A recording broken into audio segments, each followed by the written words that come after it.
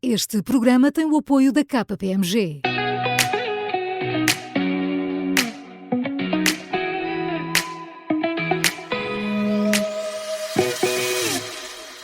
Ora viva, hoje falamos de saúde, mais precisamente da utilização de dados na saúde e das vantagens que pode ter para todos. Vamos fazê-lo com o Nuno Costa, que é administrador dos serviços partilhados do Ministério da Saúde, e com a Filipa Fisch, diretora da área de saúde da KPMG. A cada episódio olhamos para o futuro próximo de setores fundamentais da economia. Eu sou o Paulo Ferreira e este é o GPS, Gestão, Pessoas e Setores, um podcast do Observador com parceria com a KPMG. Sejam bem-vindos ambos. Este nosso GPS, já sabem, tem 3 segmentos que nos conduzem pelo setor, um número relevante, uma ideia de futuro e um protagonista decisivo. Hoje vamos começar pelo número. Nuno Costa, qual é o número que escolhe, no fundo, para este pontapé de saída desta nossa conversa? É os 3%. Os 3% de dados do universo total, que apenas 3% são utilizados de dados em saúde para efetivamente para a prática clínica e para a decisão. Isso a nível global? A nível global. Portanto, recolhem-se dados por todo o mundo e depois Sim. Só esses 3% é que são... o que é pouquíssimo. O que é muito pouco, tendo em conta o potencial. Filipa Fisch, porquê é que se utilizam tão poucos dados? Bom, em primeiro lugar, porque eu penso que nunca se pensou na saúde como uma arquitetura que tivesse que ter uma interoperabilidade dos diferentes sistemas entre eles, e que garantisse que essa interoperabilidade depois nos desse os dados com o respectivo conhecimento e que os pudéssemos utilizar de forma útil. E, portanto, nascemos num ecossistema de saúde que, se olhando para outras áreas, está um pouco atrás e, portanto, estamos a fazer este crescimento do digital na saúde e fomos crescendo com diferentes sistemas que agora precisam de se integrar e ter esta arquitetura de referência. E para ter esta arquitetura de referência e de interoperabilidade, aí sim poderemos cada vez mais utilizar os dados e beneficiar deles como já beneficiamos, por exemplo, no setor financeiro ou noutros setores da nossa atividade pública. E, portanto, ter a capacidade de utilizar esses dados vai nos permitir depois transformar efetivamente a jornada de cada um de nós na área da saúde. Muito bem, isso leva-nos então aqui ao nosso protagonista, que no fundo acaba por fazer as bases de dados globais. Nuno Costa, qual é o protagonista desta área? O protagonista desta área é mesmo o petabyte, por assim dizer. Traduza-nos isso por miúdos. Bom, em termos de dados, muito rapidamente, se pegássemos nos livros todos, alguma vez escritos na história, e os guardássemos no formato digital, eles ocupariam cerca de 1 petabyte em termos de dimensão. A saúde, isto são os dados gerais, o ano passado produziu 54 petabytes de informação. Num ano. O que nos leva a um desafio enorme relativamente à utilização desses dados e como os utilizar em prol do cidadão, em prol também da decisão política e em prol do sistema e da governação do próprio sistema. É certo que uma boa parte desses dados, não se pode fazer logo uma comparação direta com outros setores, não são utilizáveis, ou porque não têm rigor clínico, ou porque não têm relevância clínica para serem utilizados, o que levanta um desafio ainda maior relativamente à exploração desses próprios dados. Mas, pegando um pouco naquilo que a Filipa acabou de referir, hoje em dia a dificuldade e o trabalho que está a ser feito é precisamente na interoperabilidade destes sistemas todos e a forma como eles se correlacionam uns com os outros, de forma a podermos agregar a informação toda e entregá-la, quer ao cidadão, quer ao profissional de saúde.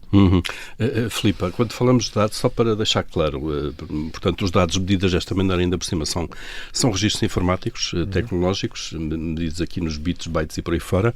Estamos a falar de quê? De recolha de informação, que é análise, exames, de diagnósticos de consulta. Que dados são estes? Sim, os dados podem ser todos. Portanto, estes petabytes que aqui falamos, estamos a olhar para o nível do que é a produção a nível dos hospitais. Se olharmos para todos os dados na saúde, estamos a falar ao nível do zettabyte. Porque a quantidade de dados... Isso é mais ainda? É mais ainda. Já me perdi no porque o petabyte são 10 a 15, o zettabyte são 10 elevado a 21. O 10 a 15 é 10 elevado a 15. 10 elevado a 15, peço desculpa. Que sim, habituamos, sim, vocês, claro. habituamos é 10 elevado a 15 e o zettabyte é 10 elevado a 21. Portanto, é um 10 com 21 zeros à frente. Exatamente. Claro. Portanto, seriam 2,3 trilhões de DVDs, se quisermos pensar em algum modelo, ou vários milhões de anos a ver jogos de futebol em contínuo. Portanto, estamos a falar de uma quantidade imensa de dados que advêm não só das instituições que prestam cuidados de saúde, mas de todos nós que hoje em dia, com os nossos smartwatches, smartphones, produzimos também muita informação e até com os dispositivos que temos em casa. Se nós olharmos, hoje em média, por nossa casa, temos mais de 10 dispositivos conectados. E, portanto, todos eles, se quisermos, de alguma forma, podiam estar a produzir dados em saúde. E, portanto, nós temos uma grande quantidade de dados que vem dentro das unidades de saúde e aqui o maior peso vem das imagens médicas. Hoje em dia nós temos muita tecnologia, o que proporciona também que fazemos muito mais exames e esses exames de imagem têm um peso, se quisermos, em termos de dados, muitíssimo grande. Ecografias, raio-x, ressonâncias, taques, portanto tem um peso muitíssimo elevado. Quando estamos a falar de análise de laboratório ou de registros clínicos feitos pelos profissionais de saúde, aí os dados são muito menores, mas temos de olhar também para uma outra área que agora cada vez vai ter mais importância, os dados genómicos. E Portugal está bem posicionado até no consórcio europeu que está a trabalhar os dados genómicos e, portanto, como é que eles nos vão ajudar? Os genómicos têm a ver com o genoma? Com o genoma, com o nosso ADN e, portanto, como é que nós trabalhamos numa medicina preventiva e também numa medicina personalizada, não é? Eu perceber que para um determinado cancro de mama, por exemplo, se tiver um determinado gene que causa esse cancro de mama, então eu conseguirei, para alguns casos já bem conhecidos e bem estudados, conseguirei adequar a terapia, reduzindo em muito os efeitos secundários e melhorando em muito a qualidade de vida para esse doente. E, portanto, claro, é nesta lógica que nós temos de olhar como é que podemos utilizar os dados do ponto de vista do cidadão, mas também do ponto de vista dos profissionais. Nós vemos que depois do Covid houve uma falha imensa de profissionais e o burnout que falamos, porque foi uma jornada contínua. Claro. Há uma previsão de faltarem 14 milhões de profissionais de saúde até 2030 e, portanto, se eles dentro das instituições ainda perdem muito tempo a duplicar muitas vezes e a registar em sítios diferentes. Claro, em plataformas diferentes. Se os dados estivessem integrados, provavelmente estávamos a poupar 25% do tempo deles, o que pode ser utilizado para outras áreas clínicas, que é o seu propósito no final do dia. Claro. Nuno Costa, o que é em Portugal, na área da saúde, e aqui estamos a falar do coração do SNS, está a ser feito então nesta área de bases de dados, tratamento de dados, apuramento por aí fora? Bom, em primeiro lugar, o que nós temos que fazer, aquilo tem muito a ver com os 4 pilares do PRR e está intrinsecamente ligado àquilo que nós estamos a fazer à própria execução do PRR, tem 4 eixos. O primeiro eixo tem a ver com as infraestruturas e a reformulação de todas as bases de dados. Tecnicamente foi necessário evoluir as versões, por assim dizer, daquilo que tínhamos, para as tornarmos mais robustas, quer a nível de cibersegurança, quer a nível de velocidade com que elas e permitem trocar os dados. Isso é o primeiro. Segundo, estas regras de interoperabilidade, ou seja, é necessário ter um tradutor poliglota que fala com os diversos sistemas deste ecossistema de sistemas de informação gigante, dantesco, que a saúde tem, para poder partilhar dados entre os diversos sistemas. Depois, ao mesmo tempo, a criar todas as condições, quer do ponto de vista de regras, protocolares em termos de troca de informação, mas também dar infraestrutura ao próprio sistema de saúde para que consiga suportar toda este tráfego de dados. Por exemplo, nós estamos a terminar a nova RIS, que é a Rede Interna da Saúde, a passagem para o novo, que já é nova geração. Ativámos um data center diferente, que está numa região diferente do país, com um anel energético diferente. Pela primeira vez na história desligou-se um data center e nenhum português sentiu. Porque isso foi uma redundância de alguma maneira? É uma redundância, claro, que não existia anteriormente, portanto temos que nos robustecer. O tema em si, estamos a preparar um data lake. Um data lake é basicamente um centro de recolha de dados? É um centro de recolha e de passagem de dados. Que vai permitir recolher dados não só de todos os hospitais públicos, todas as instituições públicas da saúde, mas também privadas e do setor social. Para integrar tudo. No fundo, aqui o foco é o utente, no caso. O foco é o cidadão, okay? Para que ele tenha... Hoje em dia já é uma realidade relativamente à própria app do SNS 24, já lá estão as nossas vacinas, já lá aquelas estão... que muitos de nós têm no telemóvel. Tem no telemóvel, é isto que eu estou a falar. Já lá tem agora o Patient Summary, o resumo de saúde, os diagnósticos que teve. Já tem os resultados das análises, mas apenas ainda para aqueles que têm convenções com o Estado. Já tem lá também os exames, mas os PDFs, só os resultados por escrito pelo médico, ainda não tem as imagens propriamente ditas. Tem a prescrição eletrónica, a dispensa eletrónica, aquela história de já me enviaram 3 caixinhas, ainda tem lá 2. Claro. Isto é o mesmo sistema, mas envolveu uma interoperabilidade dantesca para que isso pudesse acontecer. E, do ponto de vista do registro de saúde eletrónico, o que nos está a faltar mesmo é a parte da imagem, que é isso que nós estamos a desenvolver. Também é mais pesado em termos de tratamento, digo eu, não? É o mais pesado em termos de tratamento e em termos de abordagem também, em termos de arquitetura de dados. Muitos dados vão ter que ficar localmente e têm que ser puxados de acordo com as necessidades que cada um, não é? Portanto, pôr todas as imagens dos portugueses todos num sítio, para além de ser um sitting duck para um ciberataque, claro. É algo que não é desejável. Claro. Tudo isto que estamos a falar agora são meios, no fundo, para atingir um fim. Aqui a finalidade não é ter excelentes bases de dados, mas é, de facto, levar-nos àquilo que é a nossa ideia para este episódio do GPS, que é precisamente a qualidade dos serviços de saúde para todos.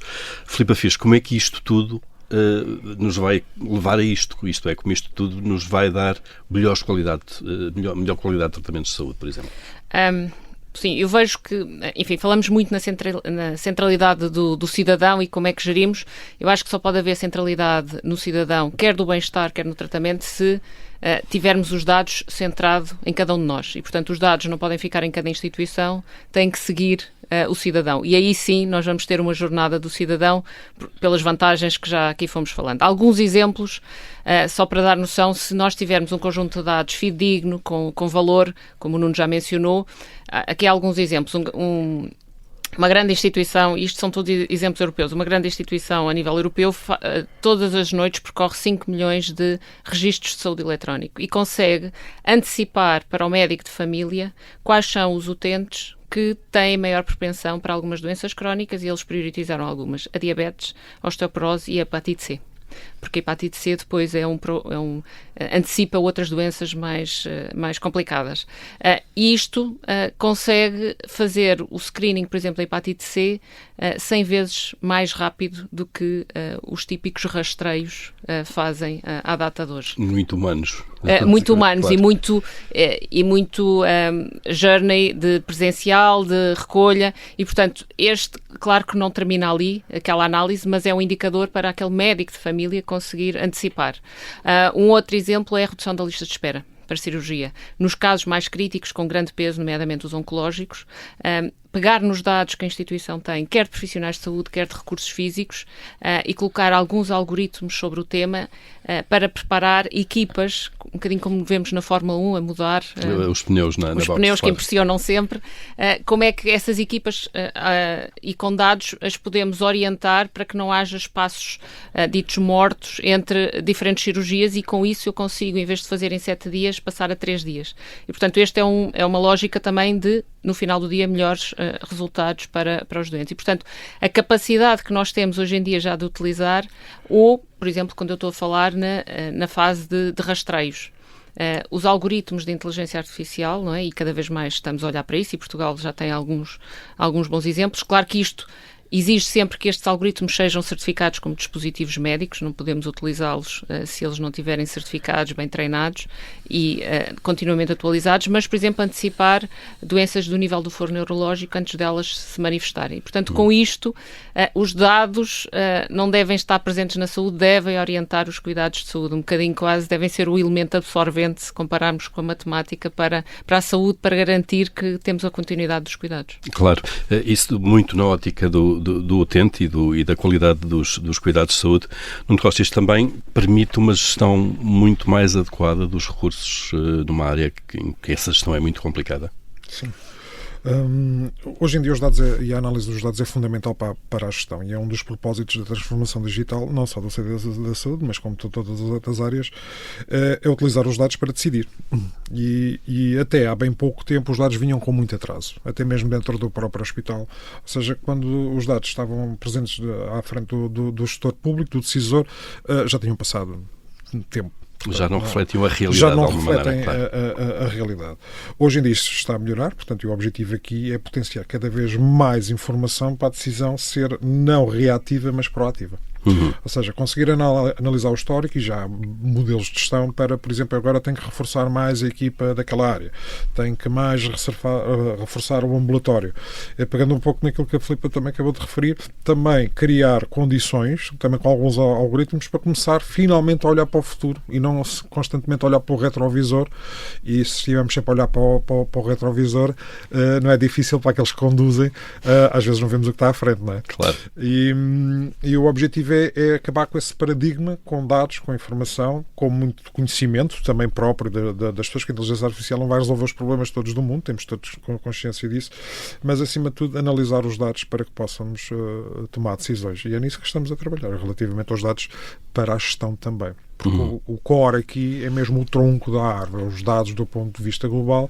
Depois temos a parte toda capilar, aí temos as especializações e cada hospital está a fazer o seu caminho e bem relativamente a isto. Mas para isso nós temos que alimentar aquela máquina de dados para uma boa decisão. Uma coisa é um hospital decidir com base nos dados que tem do próprio hospital, mas outra coisa é um hospital decidir com dados que tem do próprio hospital, mas de todo o sistema. Claro. Faz toda a diferença relativamente à qualidade. Muito bem. Filipa, fiz quase chegámos ao fim deste nosso GPS. Isto de que estamos aqui a falar, algumas coisas fomos vendo já são realidade.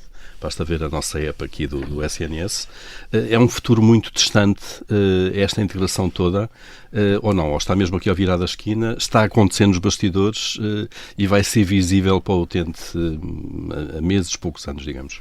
Eu acho que vai continuar a acontecer. Ela já está a acontecer e eu acho que nós, enquanto cidadãos, já portugueses e europeus, porque até 2030, dentro do espaço europeu, nós vamos ter que partilhar o nosso registro de saúde eletrónico, portanto, quer eu esteja em Portugal ou na Holanda, o médico terá a possibilidade de ver um sumário clínico sobre mim e algumas outras condições. Portanto, eu acho que ela está a acontecer, vai acontecer, há objetivos. Dentro do espaço europeu temos o Espaço Europeu dos Dados em Saúde, que nos vai também fazer percorrer um caminho de ter a utilização primária de dados, saber os nossos registros de saúde eletrónico, ter acesso às imagens, como o Nuno estava a dizer, entre outros.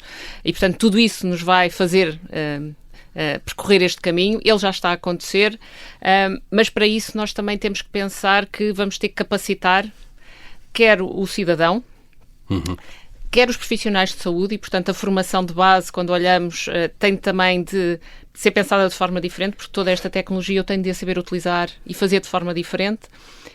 Os modelos de organização dos cuidados, os modelos de financiamento e a capacitação também de gestores para esta nova realidade. E, portanto, acho que há aqui outros fatores, não só tecnológicos, mas que têm que ser também pensados para que isto aconteça de forma harmoniosa e que quer os profissionais sintam a mais-valia de ter a tecnologia, os gestores também e no final do dia o cidadão tenha a sua informação. Claro, e telegraficamente, Nuno Costa, temos ainda aqui 30 segundos, estas vertentes estão todas a ser tratadas no CNN neste caso.